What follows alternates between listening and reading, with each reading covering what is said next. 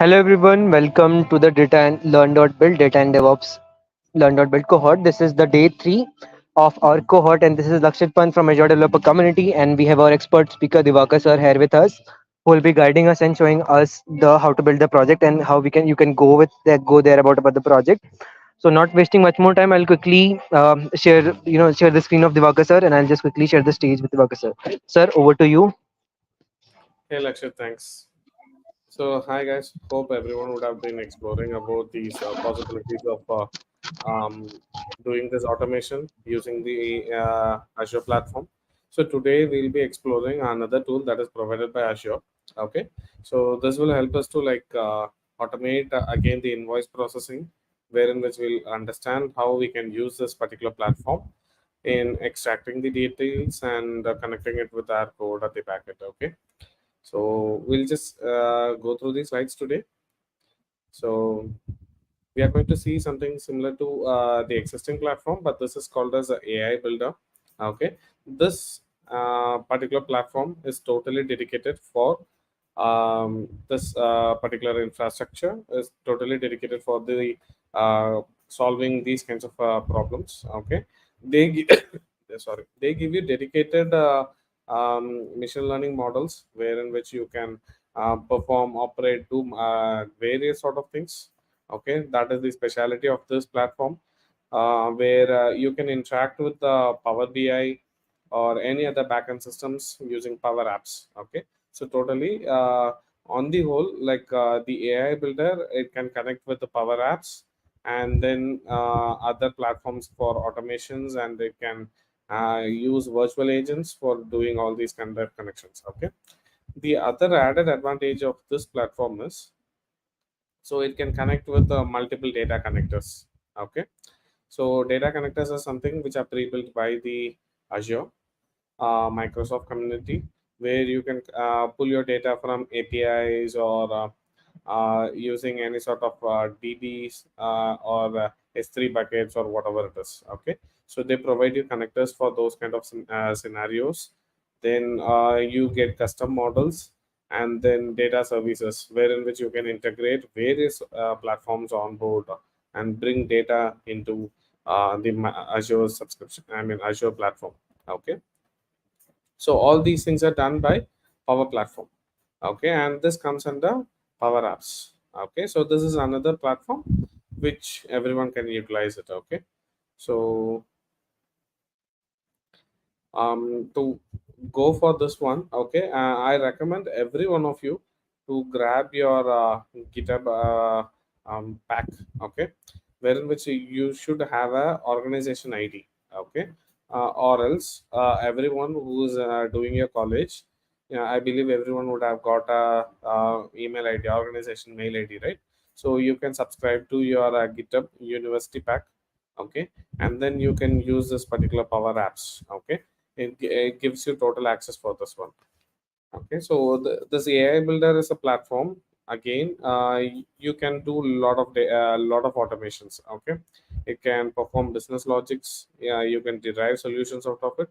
Okay, so we'll see how to do the invoice processing again with the same platform. So again, it is very common and similar. You can use the custom models and the pre-built models. So people nowadays around the various organizations are trying to use custom models because of the uh, uh, different adverse varieties of the invoices that they had to process. So you can go with the custom models or the pre-built models. So there is another greater advantage to this particular platform considering the previous one is it has open AI integrations. Okay, so all these pre-built models are developed and designed using these pre-built models. Okay, which are which uses the open AI services on the backend. So this is how the dashboard looks like. Okay, so everyone can raise access to the dashboard, and you will get a 15 days trial for using this and exploring this platform. So on your left, everyone can see that there are flows, right? So these flows are something kind of like an automation, wherein which you can pull some data or send messages out of it. So those kind of things. So Here, if you observe properly, you can see something called as form processing and object detection. So earlier we were only targeting on invoice processing, right? But this platform gives you added advantage with these AI models. Okay, form processing comes under invoice processing, and object detection is something like, let's say, like I wanted to, I have a document wherein which I need to extract the signature of a particular customer. Okay, in that case I can use an object detection, or I can use it to like extract some sort of image based data. Okay, like thumb impression or something like that. And then again it gives you prediction. Okay, prediction based on again various types of data fields that is getting involved. Okay, so you can perform all these things.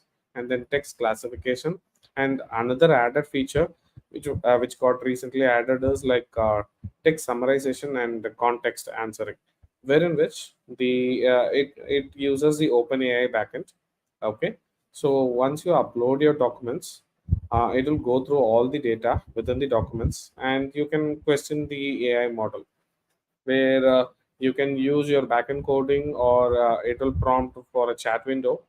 Okay, so by default they provide you a chat window wherein which you can ask for a question. Okay, and it will reply back from the data that is present in the document. It's not just a simple document summarization technique. Instead, you can ask questions based on the context of it. Okay, so it can answer those kind of scenarios too. So all these things happen on the back end. Okay, so you don't need to like deal with the hassle of training the data, tuning its performance, or trying to achieve accuracy. All these things, like, you can forget about it. All you just need is your data. Just upload it, let it do the processing, and you'll get the output directly. And based on your requirements, you can modify your source data, or your endpoints. Okay, so this is a step-by-step guidance. So here you can see that you'll be adding your data, training the model. So this happens on a frequent basis. Okay, and then checking the performance. So this way you can check what is the performance of your model, tune it, and make changes. So this is an existing way, but here you can just go through the documentation. Okay, it's pretty simple, where just you just need to upload it. Just drag these boxes. Okay, and just let the model do it. Okay, so that's it. So if you see here, the AI Builder platform offers you these kind of services. Okay, so first one is business card scanner. So business card scanner is very simple, where you can just take a photo of your business card, and it can read it. Okay, so that is something which is pretty useful nowadays. Okay, it's similar to like a QR code analysis. You can do all sort of things. Okay, so this is how the platform looks like for business card reader. Okay, so you can just upload your business card. Just click on the object detection for it, and it will start recognizing the fields, and it will update the data towards your left. So here, if your business card has a first name, last name, so it will fetch these kinds of details. These are like basic predefined details. It will update them. Okay, and you can use it directly. So that is something. And next one comes the prediction, wherein which you can predict your data. Okay, so this prediction, it applies certain logics. So as you can see, that it can predict based on boolean outcomes. Okay, then using these kind of predictions, you can schedule power automated. So let's say like I just need to process some data. Okay, let's say like I am a bank, and I just receive a lot of invoices from the customers. So wherein which I can automate it something similar, like once I receive an email from the customer, okay, or the end user, what I'll be doing is I'll perform a workflow. Okay, set of instructions. I'll add it. What it will do is, once I get the email, okay, I can fetch the data using specific subject line, or a tag based on that. and I can download the attachments. I can run all these kinds of predictions. I can check what sort of data, what sort of document I received. Okay, what sort of data does it contain? And based on that, I can classify it whether it is a loan or whether it is something related to invoice processing or some other kind of query related from the customer. Okay, based on that, I can either forward the email to the particular department or do some sort of recommendations based on that. So these kind of things can be automated pretty easily. Okay, so this is one of the use cases, and it's been used on various banks, and it has saved a lot of hassle with the manual work. And then coming back to object detection, so here you can see that this particular model is trained on diverse types of images where based on the lightings, object size, camera angle, and all these kind of things, it will not affect this object recommendation model. Okay, so what it does is like it will help you with these kind of scenarios where your model can recognize, count, and it can detect what sort of image it is getting received. Okay, and it can perform various other automations. So since this particular AI builder platform is integrated with the Power Apps and Power Automate, you can link all your Microsoft 365 apps. So your Outlook, your OneNote, Word, PowerPoint, all these things can be interlinked, and you can use these things for any sort of automations that is been required by your business. Okay, so this is another biggest advantage of this platform. And then text classification, so this is again which I've been talking about, like processing the invoices or loan based kind of data, and then sharing it with the downstream teams based on the requirement. Okay, again these kind of processings, like they can work on large volumes of text data. Okay, they can also do sentiment analysis. So these kind of sentiment analysis are used for processing loans. Like I can check whether this particular person can be given a loan or something like that. Okay, so it can track based on the text data that it receives. Okay, so let's say like um, I can design a model. Okay, which can go through the quotations of a end user. Okay, and it can recommend which quotation suits the better. Okay, so these kind of things can be done using this particular text classification model. Okay, and it can be triggered manually, and as of now it only supports the 7 languages, but Microsoft is working on adding few more languages in the future, but as of now it supports all the 7 languages actually. And then next one is form processing, which we were concentrating earlier. So here if you see, like it is doing the same similar thing, but the extra thing is like it can directly connect to your Outlook and PDFs from your OneDrive and images, so it can directly access the files from these kind of services. Okay, it can do its operations, extract the data, give it to you as a key value pair, as a JSON data, or whatever the format that is required from you. And again, it is interlinked with the Power Apps and the Power Automate. You can do all these automations, and you can dump the data in whatever the quality that you need, and you can do all these kinds of processing again. So all these things are very similar. Only thing is, since it has the support from these kind of AI models, it is much more accurate. Okay, so that's a biggest advantage of using this platform. So this AI model, okay, there are pre-built and pre-trained. I mean, customer trained models. Okay, based on the data. So they support these kinds of classifications actually, Power Apps and all these things. So these, since these things are still on day-to-day build basis, okay, they're still on development basis. So they are currently available only for these 6 regions, like US, Canada, Australia. So only these kind of regions, and they are still working on adding a few more languages and the model supports to other regions too.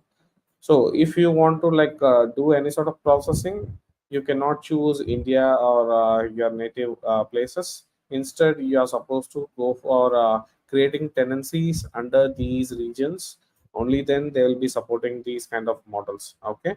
So as of now, they are supporting wide range of models, but there are few functionalities which still lag, which doesn't present, which is not present in few areas.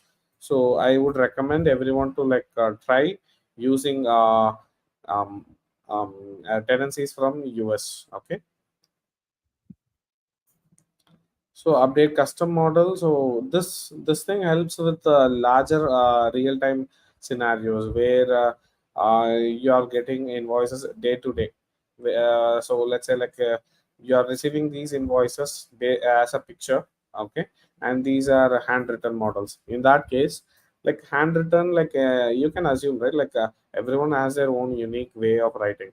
So the model has to understand all these kind of data, right? So what it does is it has a repetitive built-in functionality, wherein which once you receive these data, it will try to predict these data and predict these values and post it. Okay, if it is not able to perform well, if the accuracy is less, okay, it gets collected on the backend. Okay, and then these data gets retrained to the models. Okay, so they can perform better next time when they are receiving these kind of text data. So again, the update to the custom model is like it can retrain on these kinds of data, and it can increase its accuracy. So that's another major plus point.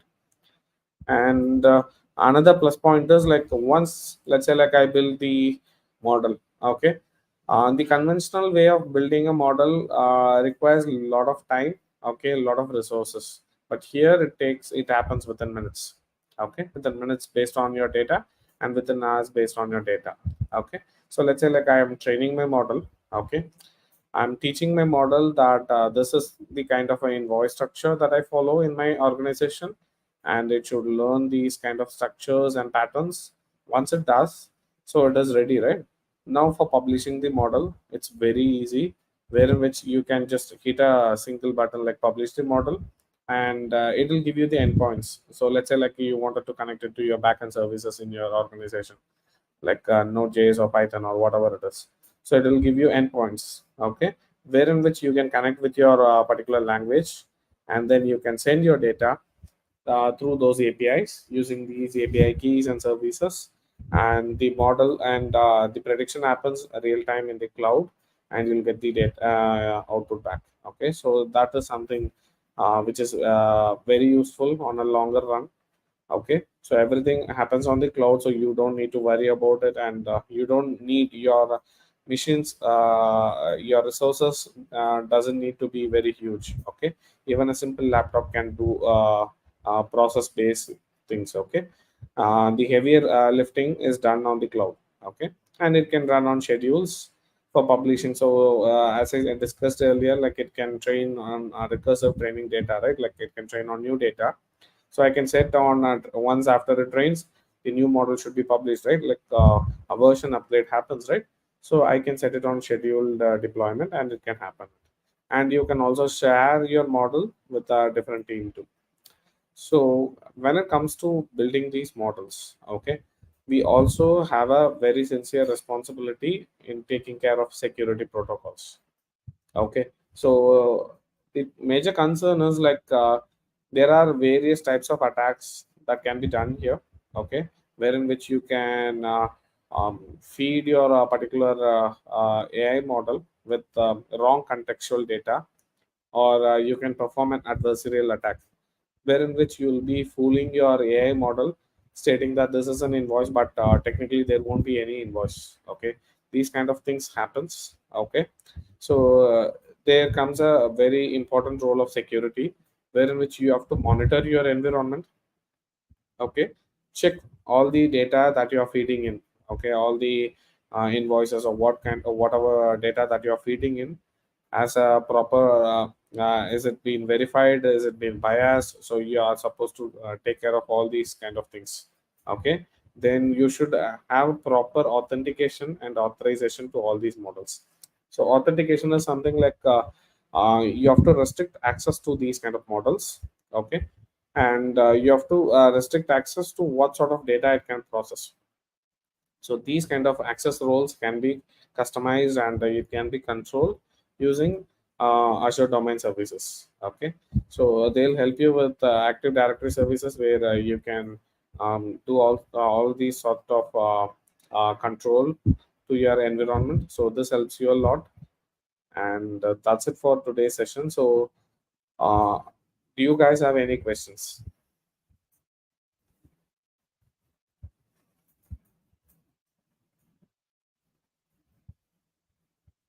I know this is very similar to the existing model that we have already looked in. So I just want every one of you guys to like tune in to check about it before um, uh, going for it actually.